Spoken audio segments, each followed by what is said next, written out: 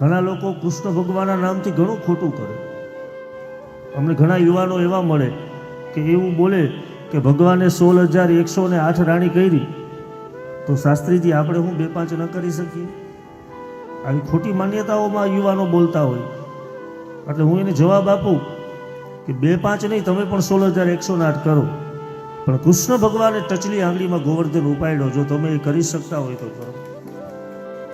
કૃષ્ણ ભગવાને 16,100 કન્યાઓને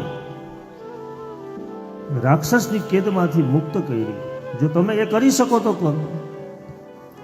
પરમાત્મા કૃષ્ણચંદ્ર યમુના જળની અંદર નાગને નાથ્યો. જો એવું તમે કંઈ પરાક્રમ કરી શકો તો તમે કરો. ભગવાને જે કર્યું તો બધું ભગવાને કર્યું એ જ કરવું જોઈએ ને. એટલે કૃષ્ણ ભગવાનની લીલામાં કોઈ દી શંકા નહીં કરવાની. આ લીલા ચાલુ કરી એ પહેલા તમને સમજાવું. ભગવાનની લીલામાં શંકા કરી એનો અર્થ એ થયો કે તમે ભગવાનમાં અસ્તિત્વમાં શંકા કરી.